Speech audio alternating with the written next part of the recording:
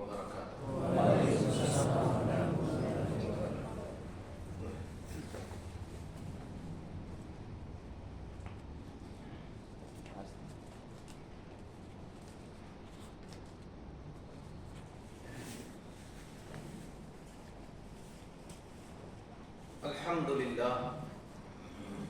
الحمد لله رب العالمين نحمده ونصلي ونسلم على رسوله الكريم أما بعد أعوذ بالله من الشيطان الرجيم بسم الله الرحمن الرحيم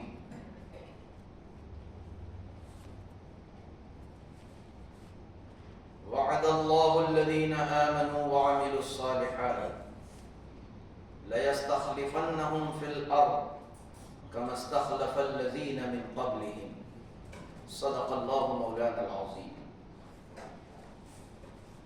من علينا ربنا إذ بعث محمدا أيده بأيده أيدنا بأحمد أرسله مبشرا أرسله ممجدا صلوا عليه دائما صلوا عليه سرمدا. اللهم صل على سيدنا ومولانا محمد وعلى آل سيدنا ومولانا محمد كما تحب وترضى.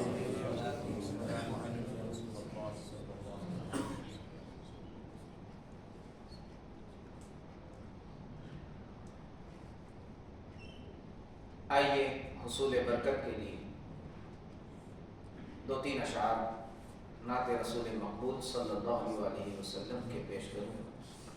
قبل اس کے بارگاہ رسالت والے رسالت میں پوری عقیدت و محبت کے ساتھ ہدیہ صلاۃ پیش کر لیں. اللہم صل علی سیدنا و مولانا محمد وعلی آل سیدنا و مولانا محمد کما تحب و ترضى. صلی اللہ علی النبی الأمی وآلہ صلی اللہ علیہ وسلم. صلاة و سلام علیک یا رسول اللہ.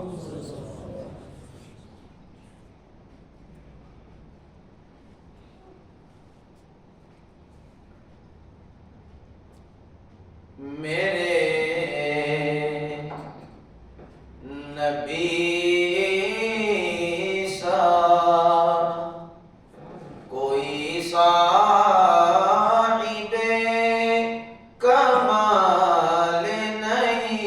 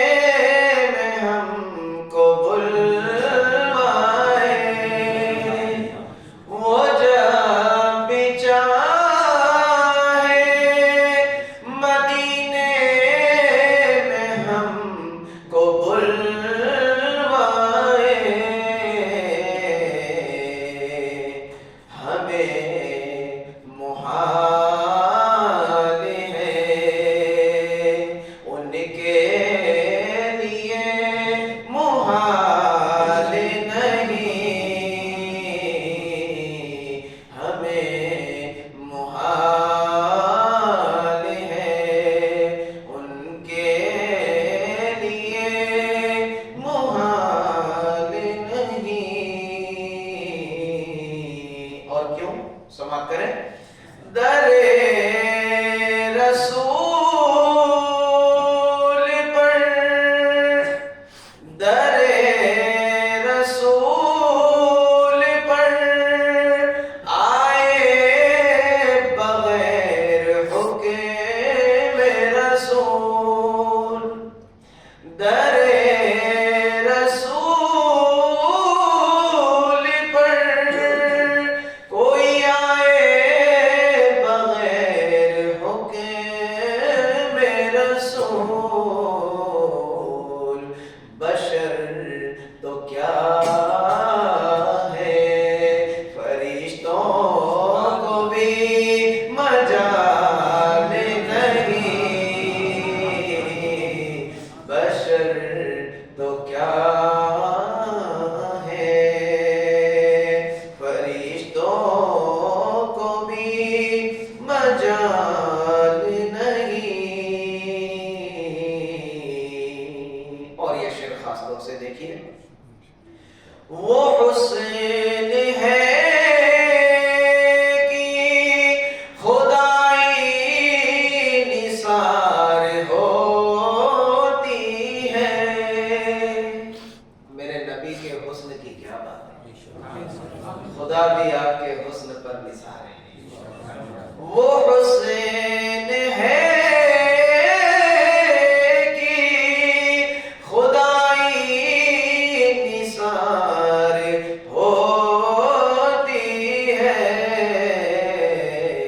جمال ایسا کہ یوسف کا بھی جمال نہیں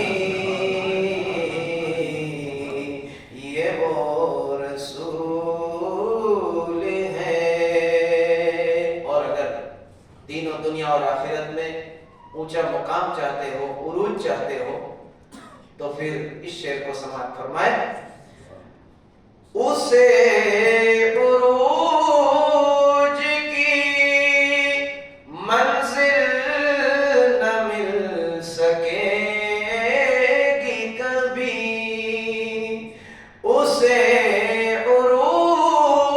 عروج کی منزل نہ مل سکے گی کبھی جسے کی عظمت سرکار کا خیال نہیں جسے کی عظمت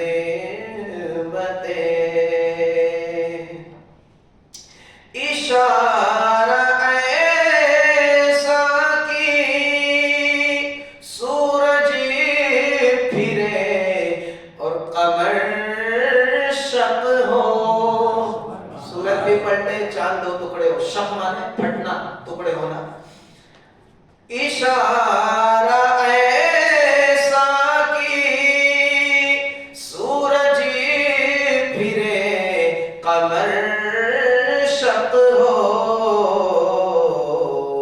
بجز حضور کے کسی میں بھی یہ کمال نہیں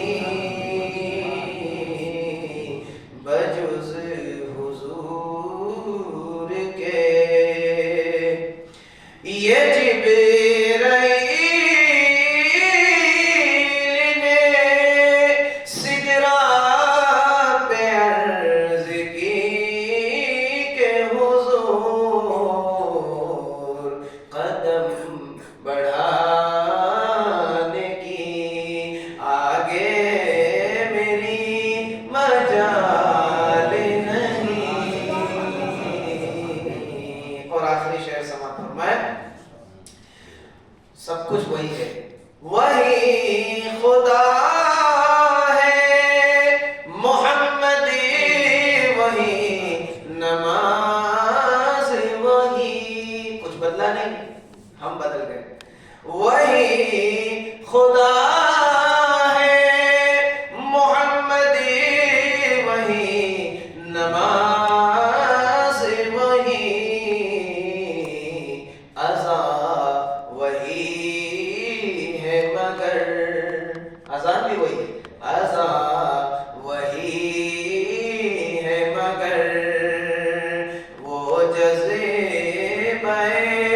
بلال نہیں،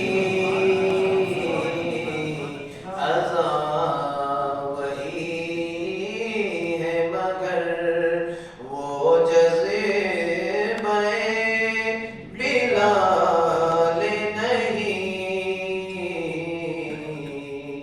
یہ وہ رسول ہیں جن کی کوئی مثال نہیں۔ درود پاک پڑھیے، اللہم صل علی سیدنا و مولانا محمد وعلی آل سیدنا و مولانا محمد کما تحب و ترضى۔ عزیزان محترم، میرے بزرگوں دوستو، بفضلہ تعالی آج یہ چھٹی شب ہے اور ماہ محرم الحرام کی یہ مجلسوں کا سلسلہ اللہ کے فضل سے جاری بساری ہے، اور ان مجالس کے سلسلے کی یہ چھٹی کڑی ہے، اور آج آپ کے سامنے میں نے جس آیہ مقدسہ کو تلاوت کرنے کا شرف حاصل کیا، اللہ تبارک و تعالی ارشاد فرماتا ہے، اللہ تعالیٰ نے ایمان والوں سے اور نیک عمل والوں سے یہ وعدہ کر دیا، وعد اللہ الذین آمنوا وعملوا الصالحات، ایمان والے اور نیک اعمال والے، عمل صالح کرنے والے، ان سے اللہ تعالیٰ نے یہ وعدہ کر دیا کیا؟ لَيَسْتَخْلِفَنَّهُمْ فِي الْأَرْضِ، کہ ہم تمہیں زمین میں خلیفہ بنائیں گے، حکومت دیں گے، كَمَا اسْتَخْلَفَ الَّذِينَ مِنْ قَبْلِهِمْ، جیسا کہ تم سے پہلے نیک لوگوں کو ہم نے حکومت اور خلافت سے نوازا۔ وَلَيُمَكِّنَنَّ لَهُمْ دِينَهُمُ الَّذِي ارْتَضَىٰ لَهُمْ وَلَيُبَدِّلَنَّهُمْ مِنْ بَعْدِ خَوْفِهِمْ أَمْنًا يَعْبُدُونَنِي لَا يُشْرِكُونَ بِي شَيْئًا وَمَنْ كَفَرَ بَعْدَ ذَلِكَ فَأُولَٰئِكَ هُمُ الْفَاسِقُونَ۔ یہ پوری تفصیل ہے کہ اگر تم اس شرط پر قائم رہے تو یہ سب کچھ تمہارے لیے یہ نعمتیں ہیں، اور اگر تم نے نیک عمل چھوڑا، ایمان چھوڑا، شرک کیا،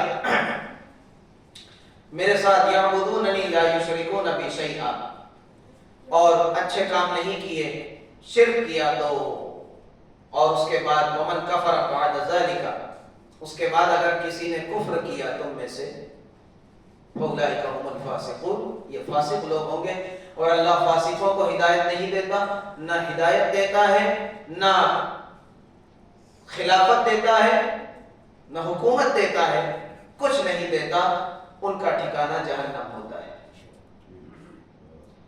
واللہ لا یہدی القوم الفاسقین۔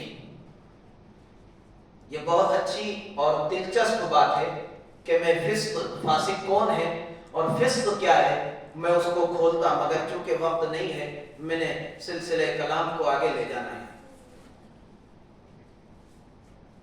اللہ تعالیٰ نے ایمان والوں سے اور نیک عمل والوں سے وعدہ کر دیا کہ ہم ان کو زمین میں خلیفہ بنائیں گے، خلافت دیں گے، اور ہم نے دیکھا کہ خلافت راشدہ کی صورت میں اللہ تعالیٰ نے اپنا وہ وعدہ پورا کیا، اللہ نے اپنا وہ وعدہ پورا کیا، مکمل کیا، اور پھر اس کے بعد بھی ہم دیکھتے ہیں کہ جب تک مسلمانوں میں ایمان اور نیک عمل رہا، ہمیشہ ہر دور میں اللہ نے انہیں غلبہ عطا کیا، عزت اور حکومت سے نوازا۔ ایک مقام پہ اللہ فرماتا ہے وَأَنْتُمُ الْأَعْلَوْنَ إِن كُنتُم مُؤْمِنِينَ،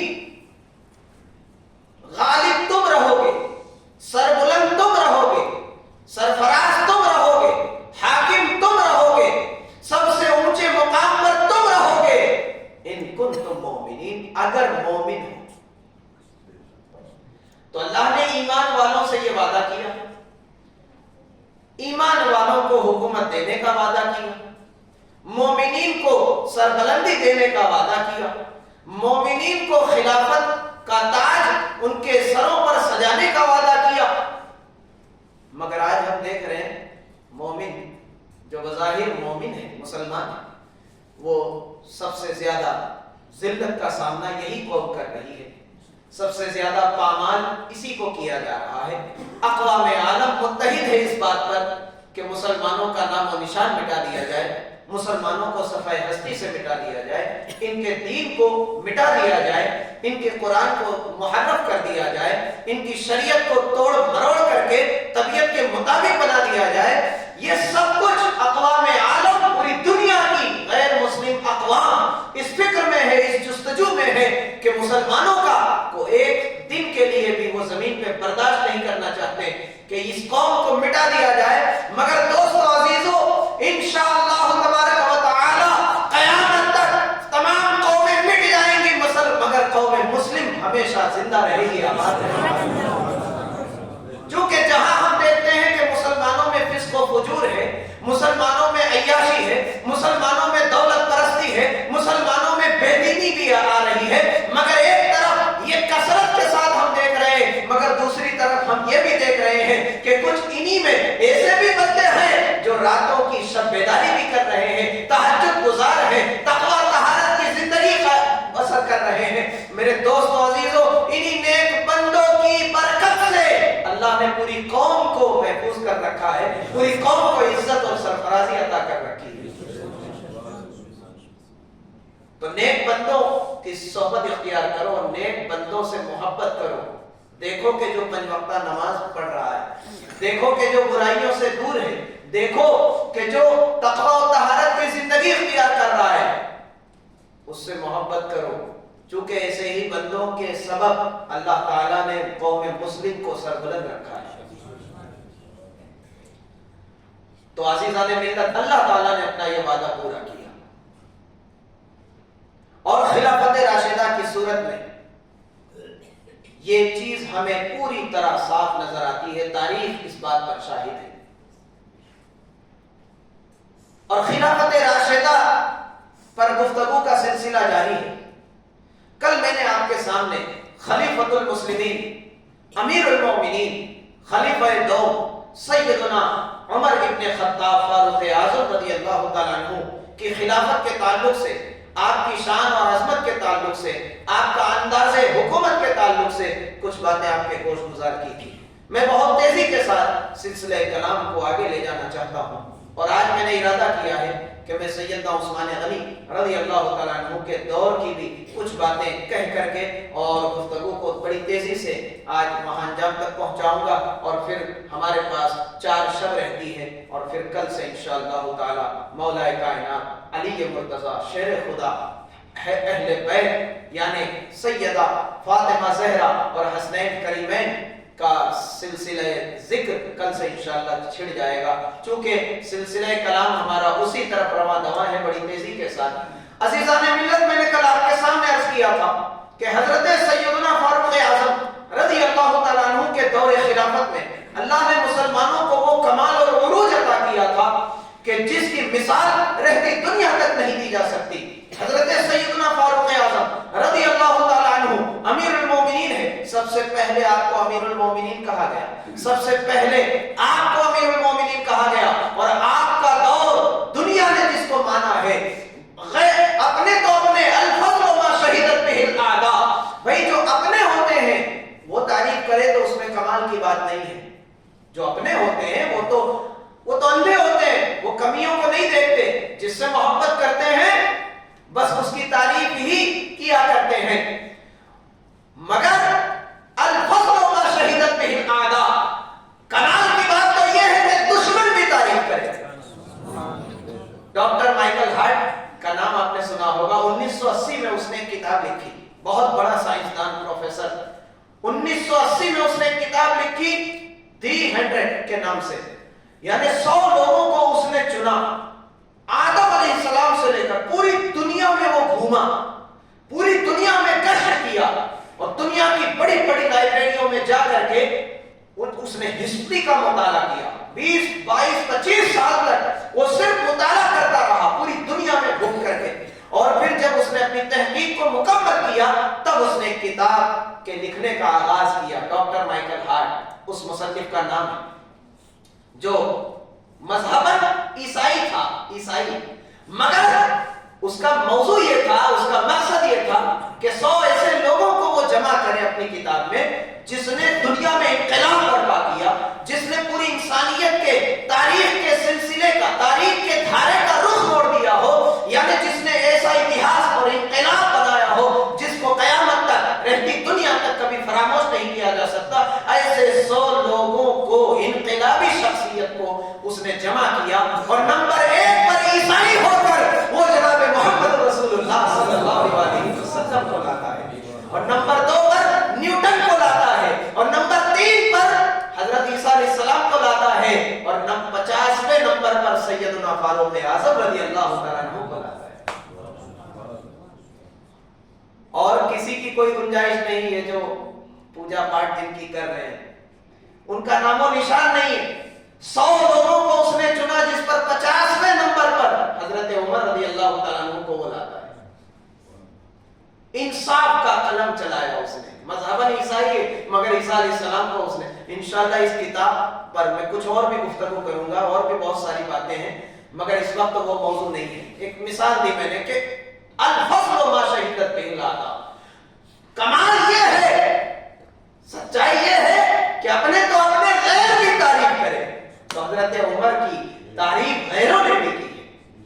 گاندھی باپو کا میں نے حوالہ دیا تھا، اس نے بھی کہا کہ عمر کو 10 سال اور اگر مل جاتے تو دنیا میں کوئی بھی غیر مسلم نہ رہتا، سب مسلمان ہو جاتے، اسلام سب کو اپنے نور میں سمیٹ لیتا، عدل و انصاف سے زمین بھر جاتی، کہیں بھی ظلم نہ ہوتا، کہیں کوئی آدمی بھوک سے نہ مرتا، کہیں کوئی آدمی مظلوم نہ رہتا، کہیں کوئی آدمی ایسا نہ ہوتا کہ جس کو عدالت سے انصاف نہ ملا ہو، دنیا زمین عدل و انصاف کی برکتوں سے بھر جاتی۔ یہ گاندھی باپو کے الفاظ ہیں۔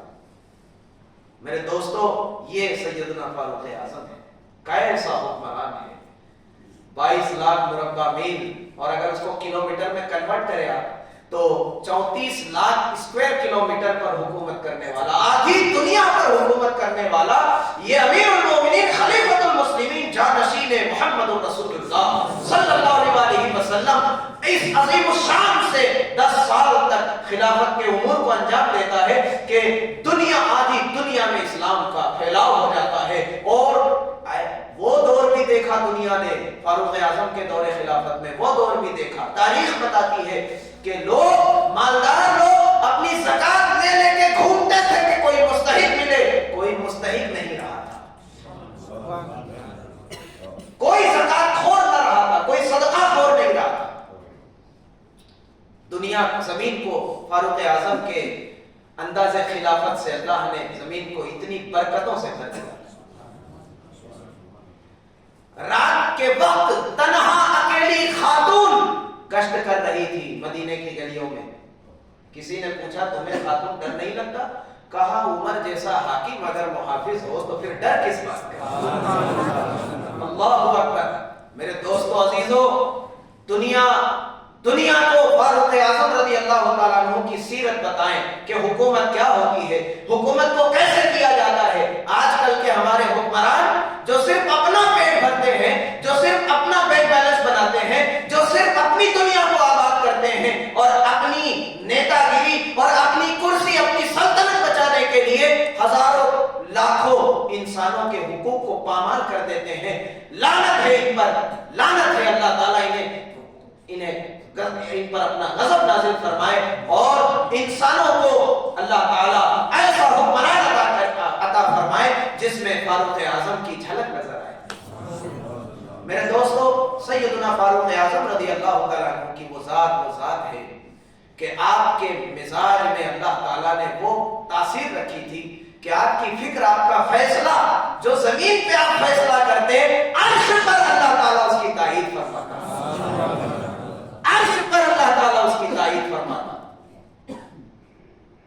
حضرت عمر رضی اللہ تعالیٰ عنہ، آپ کو اللہ تعالیٰ نے جو مزاج عطا کیا تھا وہ مزاج نبوی تھا۔ کیا تھا؟ حضور علیہ السلام کا جو مزاج تھا، ایک آپ کے اندر وہ تمام کوالٹیز، وہ تمام صفات بدرجہ اتم موجود تھی جو ایک نبی میں ہونی چاہیے، وہ تمام خصوصیات جو ایک پیغمبر اللہ تعالیٰ عنہ میں بکمال موجود تھی. اور یہی وجہ ہے کہ اللہ کے محبوب صلی اللہ علیہ وسلم نے ارشاد فرمایا کہ لو کان بعدی نبی لکان عمر ولکن لا نبی بعدی. اگر میرے بعد کوئی نبی ہوتا تو عمر ہوتا، مگر میرے بعد نبی کوئی نہیں ہو سکتا، میں آخری نبی. میرے دوستو، سیدنا فاروق اعظم رضی اللہ تعالیٰ عنہ، حضور علیہ الصلوۃ والسلام پر آپ کا ایمان و یقین، حضور علیہ الصلوۃ والسلام سے جو وابستگی آپ کی تھی، اس کی ایک جھلک میں آپ کو بتاؤں. اور میرا مقصد یہ ہے کہ ہمیں بھی اس سے کچھ سبق حاصل کرنا چاہیے. ایک انصاری مسلمان جو بظاہر مسلمان تھا، اندر سے منافق تھا، اور ایک یہودی، وہ دونوں کو کھیت میں پانی ڈالنے کو لے کر کے کوئی مسئلہ پیدا ہو گیا، جھگڑا ہو گیا. وہ دونوں حضور کے پاس پہنچے. یہودی نے کہا اچھا ایک کام کرو، چلو تم اپنے نبی کے پاس، ہم دونوں اپنا معاملہ محمد کے سامنے رکھتے ہیں. اس کا ایمان تھا کہ پیغمبر کبھی غلط فیصلہ نہیں کرے گا. دونوں پہنچے تھے، معاملہ پیش ہوا. واقعہ بیان کرنا مقصد نہیں، اشارہ کر دوں. حضور علیہ السلام نے یہودی کے حق میں فیصلہ کیا، حق پر وہی تھا. باہر جب نکلے تو انصاری صحابی نے کہا، انصاری مسلمان جو حقیقت میں منافق تھا، اس نے کہا کہ یہ تو رحمت للعالمین ہے، یہ تو بڑے نرم دل ہیں، ہو سکتا ہے مجھے اپنا سمجھ کے، اور تو غیر ہے، تو مسلمان نہیں ہے، تو تیرے دل میں نرمی پیدا کرنے کے لیے تیرے حق میں فیصلہ کر دیا ہوں. چلو عمر کے پاس چلتے ہیں، ان سے فیصلہ لیتے ہیں. اور حضرت عمر رضی اللہ تعالیٰ عنہ، اس نے یہ گمان کیا، اس منافق نے یہ گمان کیا کہ عمر اشداء علی الکفار محمد رسول اللہ والذین آمنوا معه والذین معه اشداء علی الکفار، کہ محمد اللہ کے رسول ہیں اور ان کے جو ساتھی ہیں وہ کافروں پہ سخت ہیں. تو اس نے یہ گمان کیا کہ حضرت عمر تو کافروں پہ بہت سخت ہے. کہا چلو ان سے، وہ تو یقیناً مسلمان ہوں، میں تو بظاہر مسلمان ہوں، تو میرے ہی حق میں فیصلہ کریں گے. واقعہ مشہور ہے دوستو. دونوں پہنچے. یہودی نے جا کے پہلے ہی کہہ دیا کہ عمر، ہم آپ سے پہلے آپ کے نبی کے پاس جا کے آئے ہیں اور انہوں نے میرے حق میں فیصلہ کیا ہے. حضرت عمر کا اتنا سننا تھا کہ آپ غضبناک ہو گئے، آپ کا چہرہ سرخ ہو گیا. کہا رکو میں ابھی فیصلہ کرتا ہوں. گھر میں گئے، تلوار نکالی، باہر آئے اور اس منافق کی گردن کو قلم کر دیا. کہا جو نبی محمد مصطفیٰ کا فیصلہ نہیں مانتا، اس کے لیے عمر کا یہ فیصلہ ہے. حضرت عمر رضی اللہ تعالیٰ عنہ نے کام تمام کر دیا. شور ہو گیا، مدینے کی گلیوں میں شور ہو گیا کہ عمر نے مسلمان کو قتل کیا، عمر نے مسلمان کو قتل کیا. اور پھر یا ایھا الذین آمنوا کتب علیکم القصاص فی القتل، قتل میں قصاص کا قانون ہے کہ اگر کوئی کسی مسلمان کو قتل کرتا ہے تو بدلے میں اس کو بھی قتل کیا جائے گا. آزاد کے بدلے آزاد، عورت کے بدلے عورت، غلام کے بدلے غلام، والعبد بالعبد والانثى بالانثى، عورت کے بدلے عورت، الحر بالحر، اور آزاد کے بدلے آزاد. یہ قانون قصاص ہے شریعت مطہرہ میں. تو کہا عمر کو بھی قتل کیا جائے. حضور تک یہ معاملہ پہنچ گیا. اللہ کے محبوب صلی اللہ علیہ وسلم نے عمر کو طلب کیا. سننا صحیح حدیث ہے. اللہ کے محبوب صلی اللہ علیہ وسلم نے عمر کو بلا لیا. اب حضرت عمر رضی اللہ تعالیٰ عنہ بارگاہ رسالت کی طرف بڑھ رہے ہیں، نگاہیں جھکی ہوئی ہیں. آپ کو پورا یقین ہے کہ میں نے کوئی غلط کام نہیں کیا، میں نے کسی مسلمان کا قتل نہیں کیا. آپ کو یقین ہے، آپ کا ایمان ہے کہ میں نے کسی مسلمان کو قتل نہیں کیا. آپ بارگاہ رسالت میں حاضر ہوئے. اللہ کے محبوب صلی اللہ علیہ وسلم نے ارشاد فرمایا کہ عمر تم نے کس کو قتل کیا ہے؟ شکایت ملی ہے، معاملہ درج ہوا ہے کہ تم نے کسی مسلمان کا قتل کیا. حضرت سیدنا فاروق اعظم خاموش سے جواب نہیں دے رہے، کیونکہ بظاہر تو وہ مسلمان تھا اور شریعت کا حکم ظاہر میں لگتا ہے.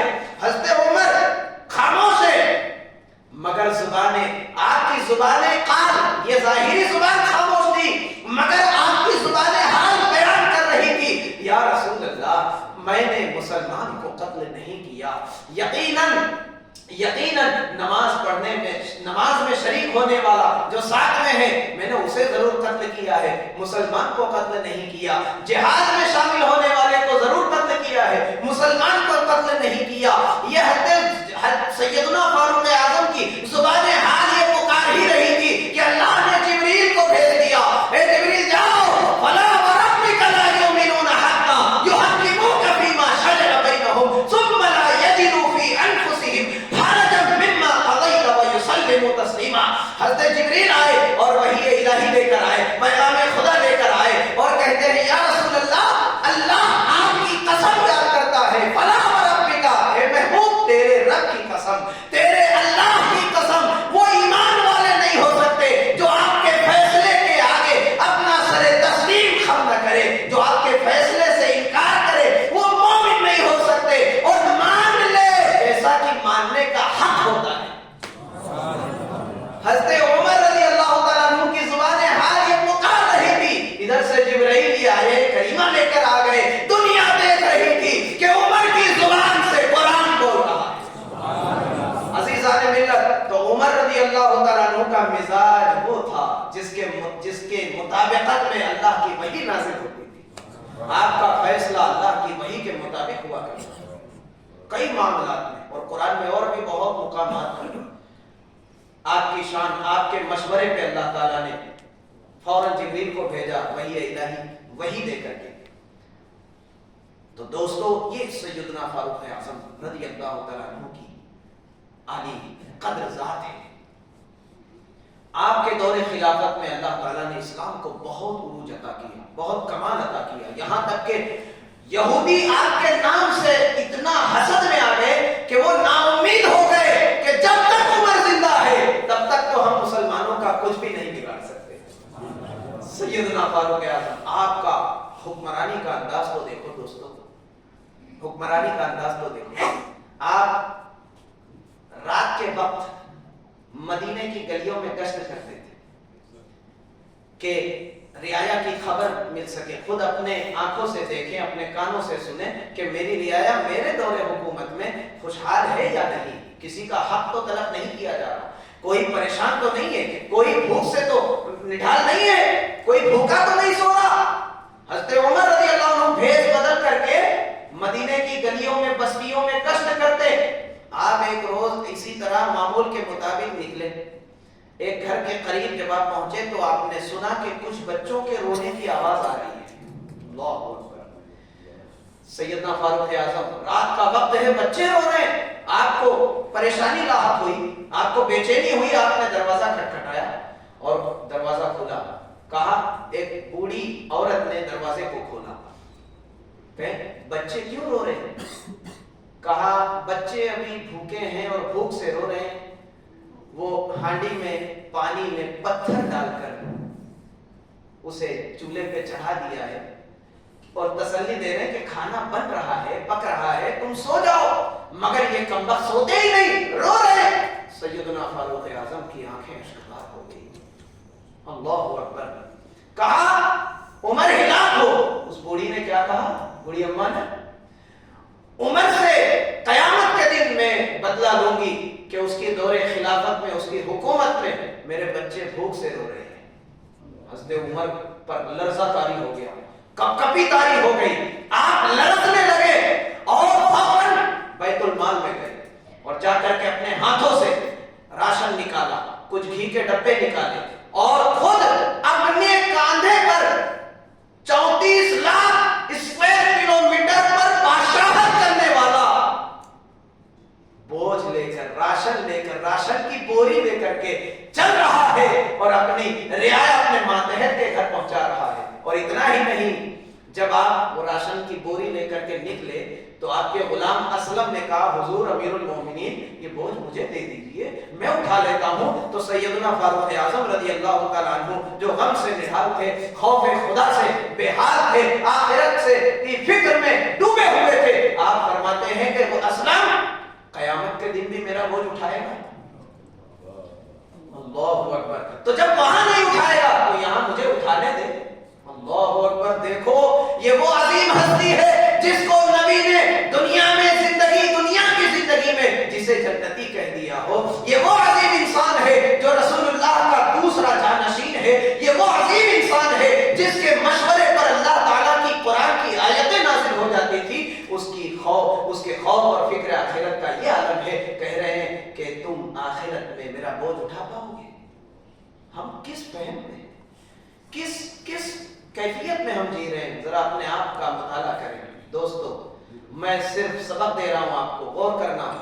आप चले, घर पहुंचे, आपने चूल्हा जलाया, आपने खुद आटा गूंथा अपने हाथों से, बच्चों को खिलाया पिलाया, बच्चों के सामने आप जमीन पर, जैसे वो एक अंदाज होता है बच्चों को खिलाने का, बच्चों को खुश करने का, कि आप घोड़े की तरह हो जाते हैं, दोनों हाथ और घुटने के बल जमीन पे, और बच्चों को अपनी पीठ पे सवार करके आप घर में टहलने लगे, घूमने लगे, और फिर बच्चे खुश हो गए, हंसने लगे। सैयदना फारूक आजम को कुछ तसल्ली हुई। फिर आपने खाना बनाया, सब्जियां काटी, यहाँ तक के चूल्हे की आंच जब बुझ जाती थी तो ये बादशाह इस्लाम, ये अल्लाह के महबूब सल्लल्लाहु अलैहि वसल्लम का जानशीन, वो खुद फूंक मारता और आग को रोशन करता। खाना बन गया, खिलाया पिलाया, सब कुछ हो गया।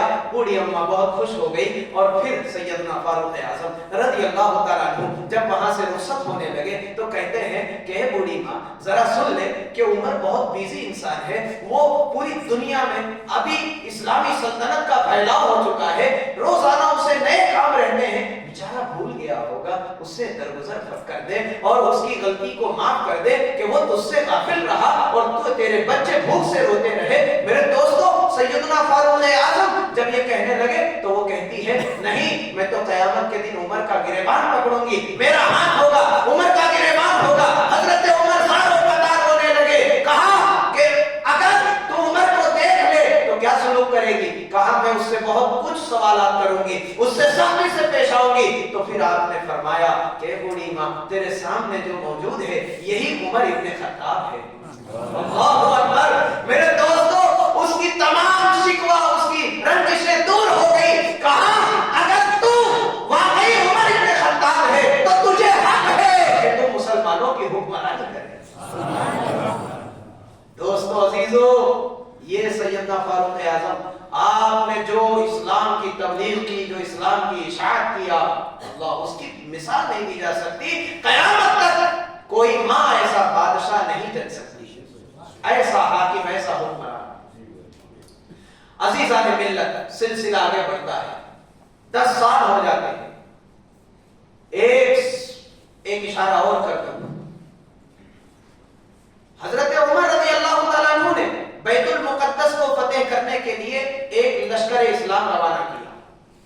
हजरत अबू उबैदा इब्न जर्राह रज़ी अल्लाह तआला अन्हु, जर्नैल ऑफ उम्मा, अमीरुल उम्मा, जिनको रसूलुल्लाह ने लक़ब दिया था, अबू उबैदा इब्न जर्राह, अशरे मुबश्शरा में से 10 सहाबा जिनको रसूलुल्लाह ने दुनिया की जिंदगी में जन्नती कह दिया, ये उनमें से एक है अबू उबैदा इब्न जर्राह रज़ी अल्लाह तआला अन्हु। ये ऐसे अजीम शान इंसान थे। ये जर्राह कौन थे? जर्राह, बात छिड़िए तो अर्ज कर दूं, जर्राह इनके दादा का नाम है, इनके वालिद का नाम तारीख में नहीं। क्यों? इसलिए कि इन्होंने खुद अपने दादा का नाम, अपनी कुनियत अपने दादा के नाम से मशहूर की, क्योंकि ग़ज़वा बद्र में इनका जो बाप था, अबू उबैदा था, इनका जो बाप था वो रसूलुल्लाह का बहुत पक्का दुश्मन था, गुस्ताख। ये वो अजीम बेटा है जो नबी पर कुर्बान होने को तैयार है, जो नबी की मोहब्बत में इतना सरशार है कि मैदान बद्र में अपने महबूब की बारगाह में हाजिर होते हैं, अर्ज करते हैं, या रसूल अल्लाह, मेरा बाप भी कुफारे मक्का के साथ आया है, इजाजत दे कि मैं खुद अपने हाथों से अपने बाप का सर कलम करूं और उसे किनारे जहन्नम करूं। हज़रत अबू उबैदा इब्न जर्राह ने खुद अपने हाथों से मुशरिक बाप का सर उड़ाया और उसे किनारे जहन्नम किया, और फिर अपने नाम के साथ उसके नाम को भी मुनासिब न समझा, साथ में रखना, अपने दादा के नाम से अपनी कुनियत को मशहूर किया। کیا. ابو عبیدہ ابن جراح یہ وہ صحابی ہے. میں مختصر تعارف کر دیا, یہ وہ صحابی ہے. اللہ حضرت سیدنا فاروق اعظم نے ان کو ایک لشکر کا امیر بنا کے بیت المقدس کی طرف روانہ کیا. اب دیکھیے فتح بیت المقدس, حضرت عمر کے ہاتھوں پر بیت المقدس فتح ہوا. فلسطین جو پہلی بار حضرت عمر نے جس کو فتح کیا اور پھر وہ ہمارے قبضے میں رہا مسلمانوں کے. پھر عیسائیوں کا غلبہ ہوا, مسلمانوں میں غفلت آئی, پھر عیسائیوں نے اسے اپنے قبضے میں لیا. پھر سلطان صلاح الدین ایوبی نے پھر دوبارہ اسے فتح کیا اور پھر اس پر قبضہ کیا. پھر اس کے بعد سلطنت عثمانیہ کے دور میں وہ سلسلہ چلا 1000 سال تک مسلمان وہاں غالب رہے. سلطنت عثمانیہ ختم ہوئی 1938 میں. عیسائیوں نے یہودیوں کا وہاں پر آنا جانا ہوا اور پھر آج جو نوبت ہے یہ آپ سمجھ جائیے کہ ہم کس درجے پر پہنچ چکے ہیں. تو حضرت عمر رضی اللہ تعالیٰ عنہ نے روانہ کیا. 3 مہینے تک گھیراؤ کیا بیت المقدس کا. عیسائی پادری آتے اور کہتے کہ نکل جاؤ, تم سے کچھ ہونے والا نہیں ہے, یہ بیت المقدس فتح نہیں ہوگا, نکل جاؤ, اپنا وقت برباد مت کرو. چونکہ بہت اونچی دیواریں, بہت مضبوط قلعہ, محفوظ محصور. تو حضرت اور پھر کہتے ہیں کہ ہم نے انجیل میں پڑھ رکھا ہے کہ بیت المقدس اس شخص کے ہاتھ پر فتح ہوگا جو بہت بڑی بادشاہت کا مالک ہوگا مگر ایک فقیری مزاج رکھنے والا ہوگا. وہ سمجھ گئے, ابو عبیدہ ابن جراح سمجھ گئے. آپ نے فوراً ایک تیز رفتار گھوڑے پر ایک قاصد کو روانہ کر دیا. جاؤ, آپ سمجھ گئے کہ یہ حضرت عمر رضی اللہ عنہ ہی کی ذات ہے. آپ نے فوراً خط لکھا کہ امیر المومنین آپ جلدی سے تشریف لائے. اب یہ وہ تاریخی سفر ہے حضرت عمر کا کہ آپ تنہا اپنے غلام اسلم کو لے کر کے چلے, کوئی پروٹوکول نہیں. آج کل کے نیتا جب چلتے ہیں, چھوٹا سا ایم ایل اے, تو اس کا پروٹوکول کیا ہوتا ہے اندازہ لگائیے. پورا شہر جام ہو جاتا ہے, تمام عوام رعایا سب پریشان ہو جاتے ہیں, پورا دن چکا جام, اسکول میں بچے لے, نوکری پر جانے والے تمام, ہر کوئی پریشان ہوتا ہے.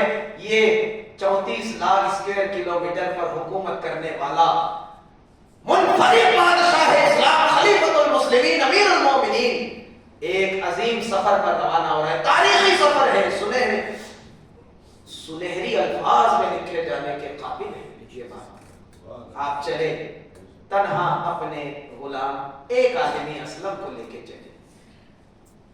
کچھ کھانے پینے کا لیا, راستے بھر کا, اسلم کو لیا اور چلے. اور کیا کس انداز میں چلے, یہ 22 لاکھ مربع میل پہ حکومت کرنے والا بادشاہ کس انداز میں چل رہا ہے. کہتا ہے انصاف دیکھو, عدل و انصاف کا ذرا اندازہ تو لگائیے. آپ نے ایک اصول بنا دیا کہ اسلم سنو, تم بھی انسان ہو, میں بھی انسان ہوں. ایک منزل تم اونٹ پر سوار رہو گے, میں اونٹ کی لگام پکڑ کے چلوں گا, اگلی منزل میں میں اونٹ پر سوار رہوں گا اور تم اونٹ کی لگام پکڑ کے چلو گے. اللہ اکبر. دوستو قربان جاؤ فاروق اعظم کے عدل و انصاف پر. اسی طرح یہ سفر طے ہوا اور آپ پہنچے ہیں بیت المقدس کی. جب حدود میں آپ داخل ہوئے ہیں تو بارش کا موسم تھا, پانی گرا ہوا تھا, کیچڑ تھا, اور اتفاق ایسا کہ جب آپ وہاں انٹر ہوئے ہیں تو اس وقت اس منزل پر حضرت عمر اونٹ کی لگام پکڑ کے چلے آ رہے. یہی منظر تو اس عیسائی عالم کو دیکھنا تھا, یہی تو اللہ کو دکھانا تھا, تاکہ وہ انجیل میں جو پیش گوئی ہے کہ ایسے فقیر بادشاہ کے ہاتھوں وہ بیت المقدس فتح ہوگا جس کو وہ اپنی آنکھوں سے دیکھ لے اور یہ پیش گوئی سچ ثابت ہو جائے. حضرت عمر پہنچے, اسلم نے کہا کہ امیر المومنین یہ لوگ مجھے ماریں گے. یہ ابو عبیدہ ابن جراح یہ مسلمان جب دیکھیں گے کہ میں اونٹ پر سوار ہوں اور امیر المومنین اونٹ کی لگام پکڑ کے چل رہے ہیں تو یہ مسلمان مجھ پر لعنت کریں گے کہ کیسا آدمی ہے تو. کہا نہیں, عمر کے نزدیک عدل و انصاف سب سے پہلے ہے, حق تمہارا ہے. امیر المومنین پہنچے دور سے عیسائیوں نے دیکھا کہ خلیفہ مسلمانوں کا آ رہا ہے، اونٹ کی لگام پکڑ کے آ رہا ہے، غلام کو اپنی سواری پہ سوار کر کے اس سواری کی لگام پکڑ کے خود آ رہا ہے۔ اللہ اکبر، کچھ کہنے کی بات نہ تھی، کچھ کہنے کی بات نہ تھی۔ عیسائی تمام خزانوں کی چابیاں، دروازوں کی کنجیاں لے کر آ گئے اور تمام دستاویز لے کر آ گئے اور سیدھے اپنے آپ کو سرنڈر کر دیا کہ اب اگر ہم جنگ کرتے ہیں تو ہم یقیناً ہلاک ہو جائیں گے، بغیر خون کا ایک قطرہ بہے۔ حضرت عمر نے بیت المقدس کو فتح کر اچھا جب پہنچے تھے تو ابو عبیدہ ابن جراح نے کہا حضور میٹنگ ہے اور عیسائیوں کے بڑے بڑے راہب سے میٹنگ ہے، تھوڑا سا لباس نیا پہن لیجیے، یہ سب کیچڑ لگا ہوا ہے نالے میں، اسے ذرا دھو لیجیے۔ کہا نہیں، اے ابو عبیدہ ابن جراح، کیا تم بھول گئے اس بات کو کہ اللہ نے ہمیں عزت، عظمت، فاخرانہ لباس اور اعلیٰ ترین سواریوں سے نہیں دی، اللہ نے ہمیں عزت اسلام کی بدولت دی۔ ہم مسلمان ہو کر، وہ اسی لیے علامہ اقبال نے کہا وہ معزز تھے زمانے میں مسلمان ہو کر، اور تم خوار ہوئے تاریخ قرآن ہو کر۔ چاہتے سب ہیں کہ ہوں مجھے سریا پہ مقیم، پہلے پیدا تو کرے ویسا کوئی قلب سلیم۔ تم ہو آپس میں غضبناک، تم کو آپس میں لڑنے سے فرصت نہیں، تم ہو آپس میں غضبناک، وہ تھے آپس میں رحیم، رحماء بینہم، آپس میں مہربان۔ تم ہو آپس میں غضبناک، وہ تھے آپس میں رحیم۔ تم خطا کار و خطا بین، وہ خطا پوش و کریم۔ تم خطا کار بھی ہو، خطاؤں کو ڈھونڈتے بھی ہو، لوگوں میں عیب کی تلاش جوئی میں رہتے ہو، اور وہ خطا پوش و کریم، وہ خطاؤں کو چھپانے والے اور عیبوں پہ انسانوں کے، مسلمانوں کے پردہ ڈالنے والے لوگ تھے۔ اور تمہیں کسی مسلمان کی ایک بات مل جائے تو تم پورے بازار میں جب تک اس کا چرچا نہیں کرو گے تمہارا کھانا ہضم نہیں ہوتا۔ تم ہو آپس میں غضبناک، وہ تھے آپس میں رحیم۔ تم خطا کار و خطا بین، وہ خطا پوش و کریم۔ شور ہے دنیا سے ہو گئے مسلمان نابود، ہم یہ کہتے ہیں کہیں تھے بھی مسلمان موجود۔ وضع میں تم ہو نصارا تو تمدن میں ہنود، یہ مسلمان ہیں جنہیں دیکھ کے شرمائے یہود۔ یوں تو سید بھی ہو، مرزا بھی ہو، خان بھی ہو، تم سبھی کچھ ہو بابا، بتاؤ تو مسلمان بھی ہو۔ اللہ اکبر، یہ اسلام کی بدولت اللہ نے انہیں معزز بنایا تھا۔ اور یاد رکھو، جب تک مسلمان اپنے دین حق، اسلام کی تعلیمات، اسلام کے صحیح راستے پر عمل پیرا رہے گا، پوری دنیا کی طاقت مل کے مسلمانوں کا بال بھی بیکا نہیں کر سکتی۔ مسلمان اسی وقت ذلیل ہوا ہے، مسلمان اسی وقت اسے ناحق اور مظلوم سمایا گیا، اس کے خون کو بہایا گیا۔ جب جب مسلمان کے خون کو بہایا گیا، آپ تاریخ کا مطالعہ کر لیں، وہ مسلمان راستے سے ہٹ چکا تھا۔ وہ 313 تھے تو لگتا تھا زمانہ، اور تم کروڑوں ہو تو ستاتا ہے زمانہ۔ بدر کے میدان میں کتنے تھے؟ صرف 313 تھے تو لرزتا تھا زمانہ، اب تم کروڑوں ہو تو ستاتا ہے زمانہ۔ بات صرف اتنی ہے کہ آج تمہارے پاس دولت ضرور آ گئی، آج تم شیش محل میں بھلے رہنے لگے، آج تم بڑے بڑے ویپاری اور کاروباری ہو گئے، آج تم نے کمپنیوں کے مالک بھی ہو گئے، سب کچھ اچھا ہو گیا، پڑھ لکھ کے ڈاکٹر انجینئر بھی ہو گئے، مگر وہ قوت، وہ طاقت جو 313 کے پاس تھی، وہ طاقت و قوت سے تم محروم ہو۔ تمہارے پاس وہ روحانی، وہ عرفانی، وہ جذباتی، وہ اسلامی، وہ عشق اور محبت سے بھری طاقت نہیں ہے، اور اسی طاقت کی بنیاد پر وہ 313 نے بدر کے میدان کو فتح کیا، احد کے پہاڑیوں میں اپنی فتح کا جھنڈا گاڑا، تبوک کو فتح کیا، ایران کو فتح کیا، فارس کو فتح کیا، اس وقت کا سپر پاور فارس اور رومۃ الکبریٰ، اسے فتح کر دیا۔ میرے دوستو، مشرق و مغرب میں اسلام کے جھنڈے گاڑ دیے، دی اذانیں کبھی یورپ کے کلیساؤں میں، کبھی افریقہ کے تپتے ہوئے صحراؤں میں، دشت تو دشت ہے، دریا بھی نہ چھوڑے ہم نے، بحر ظلمات میں دوڑا دیے گھوڑے ہم نے۔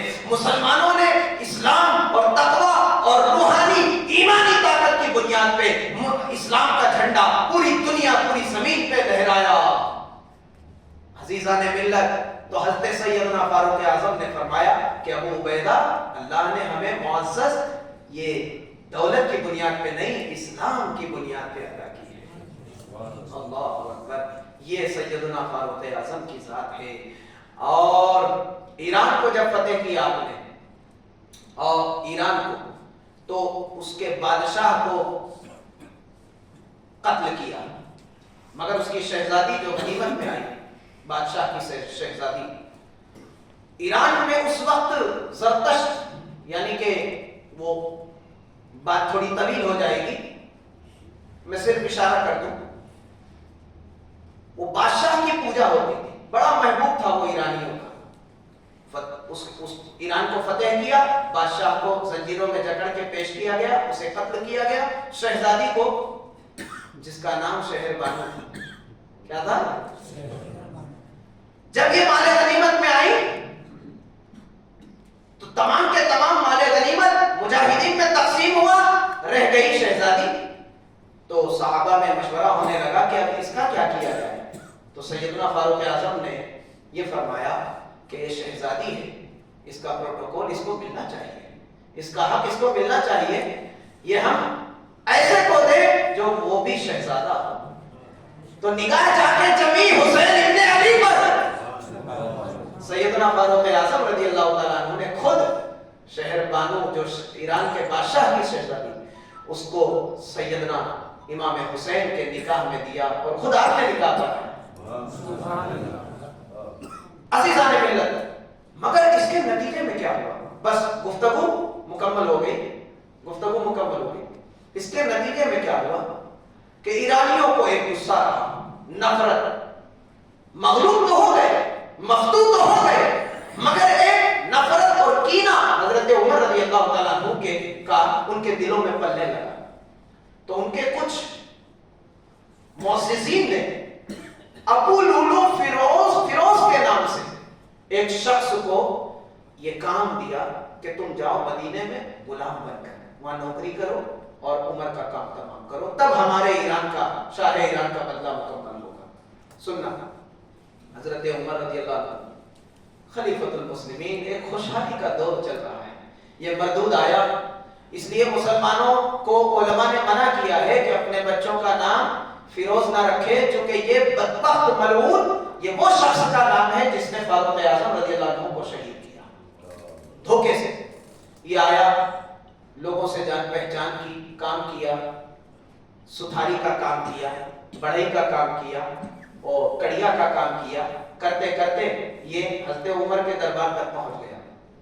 اور پھر ایک دن ایسا ہوا کہ سیدنا فاروق اعظم رضی اللہ تعالیٰ عنہ پر اس نے مکاری زرد لگائی، اندھیرے میں مسجد کے اندر مصلی کے پاس منبر کے پیچھے چھپ کر بیٹھا تھا، اور جیسے ہی سیدنا فاروق اعظم سجدے میں گئے، اس نے ایسا وار کیا کہ پوری اتڑیاں پیٹ کی وہ کٹ گئیں، اور سارا کے سارا اندر جو بھی مٹیریل تھا وہ باہر آنے لگا۔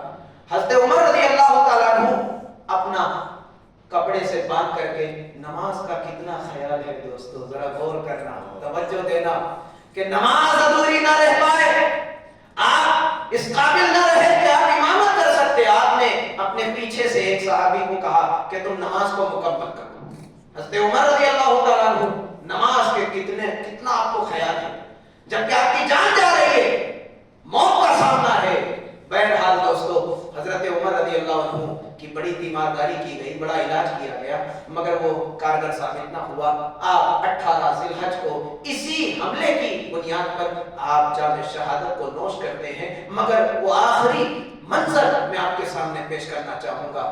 آپ نے وقت شہادت اپنے بیٹے حضرت عبداللہ کو طلب کیا۔ حضرت عبداللہ رضی اللہ تعالیٰ عنہ آئے، کہا بیٹے جاؤ ام المومنین عائشہ صدیقہ رضی اللہ تعالیٰ عنہ سے پوچھو کہ، اور یہ مت کہنا کہ امیر المومنین نے کہا ہے، نہیں، اب میں امیر المومنین نہیں رہا تھا آپ کا، یہ کہنا کہ عمر ابن خطاب نے اجازت مانگی ہے کہ نبی کے پڑوس میں وہ دفن ہونا چاہتا ہے کہ آپ کی اجازت ہے۔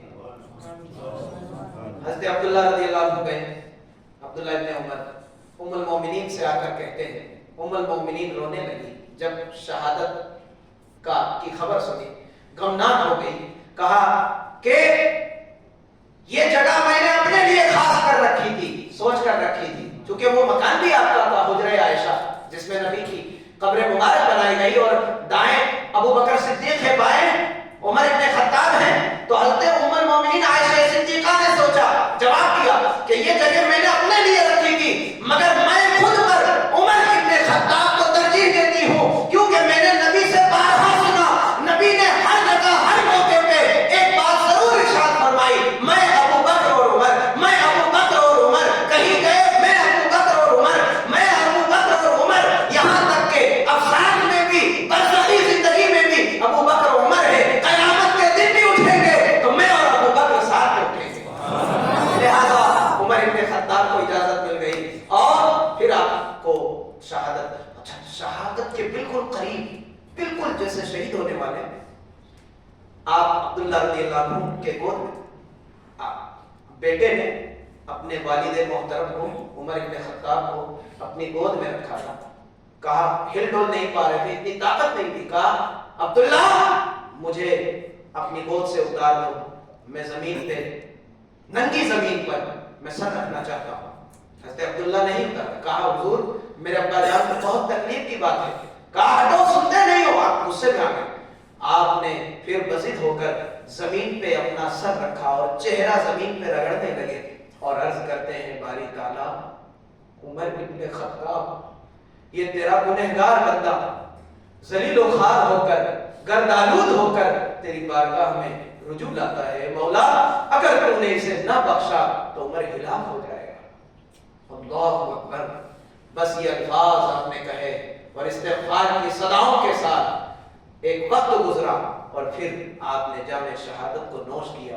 انا للہ و انا الیہ راجعون. یہ سیدنا فاروق اعظم رضی اللہ تعالیٰ عنہ کہ دور خلافت آپ کی زندگی مبارک کی یہ چند جھلکیاں تھی. اس کے بعد پھر یہودیوں کا ایک ہنگامہ ہوا کہ اب تو عمر چلا گیا، اب تو مسلمانوں کو ہم بہت ہی چوٹی کی طرح مسل دیں گے. اقوام عالم کی پوری نظر اور ان کی پوری سازشیں چلنے لگی، مگر پروردگار نے اس امت کو کبھی تنہا نہیں چھوڑا.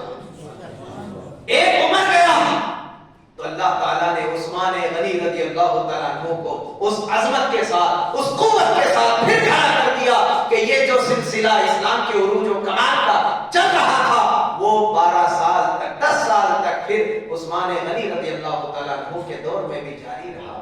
اسلام کا ایک سورج تو طلوع غروب ہو گیا، مگر پھر دوسرا سورج عثمان ابن عفان کی شکل میں نمودار ہوتا ہے، اور پھر اسلام کا کی فتوحات کا سلسلہ اسی طرح جاری و ساری رہتا ہے. انشاءاللہ تعالی وقت آپ کا میں نے تھوڑا زیادہ لے لیا ہے، مگر بات مکمل ہو گئی، اس بات پر خوشی ہے.